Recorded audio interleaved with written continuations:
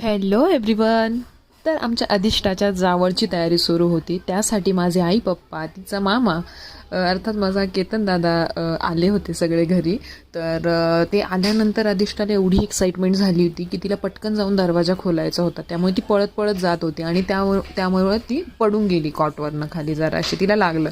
तर तिला इतकं कौतुकाने सांगायचं होतं तिच्या आजीबाबांना, मामाला, की मला लागलं, चला हातरे करूया त्याला, त्याने मला मारलं वगैरे वगैरे.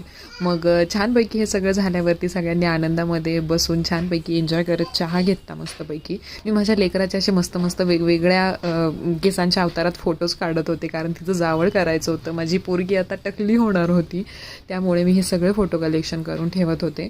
तर ॲज यू ऑल नो की मला कुठलाही ऑकेजन विदाऊट एनी डेकोरेशन किंवा DIY साजरा करायला आवडत नाही किंवा मला जमतच नाही.